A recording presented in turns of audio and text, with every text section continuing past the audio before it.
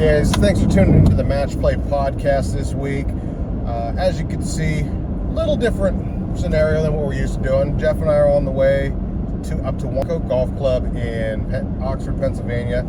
The U.S. Mid-Am qualifier, yeah. And we're going to try to get him to qualify. So we're going to go run up there and do some coursework, see what the course layout is, what we need to be doing for this tournament on Monday. How are you feeling? Good. Obviously, last tournament of the season for me this year.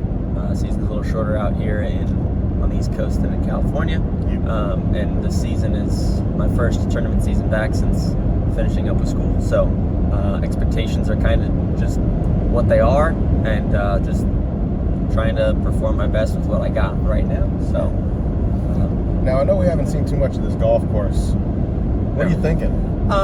From what I saw online and from kind of looking at the decade system that I have been using here towards the later half of the season, it's tight. It's a link style golf course, lots of fescue between holes, so it's definitely going to be a place where you just kind of have to take what you're given, don't force shots. That's where the high numbers are going to come, and it's really going to be just picking your spots, giving yourself a nice look into the hole, and settling for pars and taking birdies when you can get them. Yeah, target golf essentially. Yeah. Hit it where you're trying to hit it, and dumping as many birdies as physically possible.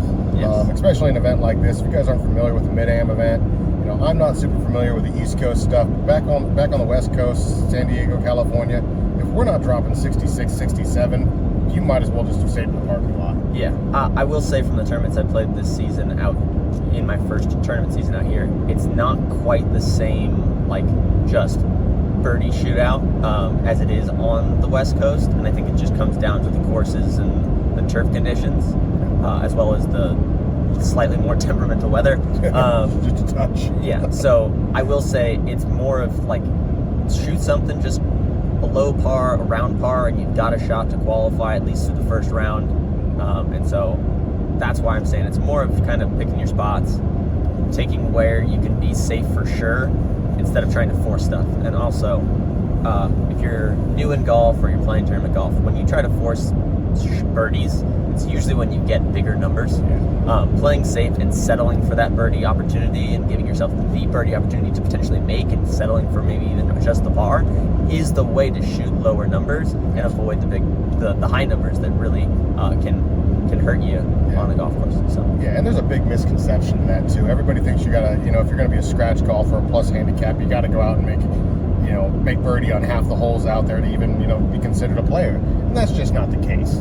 You got to go out there, and the thing that makes better players better than typical amateurs or 25 handicaps is the fact that they understand when their opportunities are and where their mislocations are to avoid big numbers. The 6s and 7s on par 4s that'll just screw a tournament around into the ground. yeah. So it's at this level, in this type of a tournament, everybody's going to be able to play the game a little bit about how you manage yourself, how you manage your expectations, and sticking to your plan that you put in place. Exactly. And that's what we're out here to do. We're trying to, coming out here a couple days early, figuring out that plan for Monday, and hopefully take home the gold here. Yeah, take home a silver medal for lowest score in the qualifier would be wonderful. Right? Yeah, so we're going to shoot some stuff on the course, so stay tuned.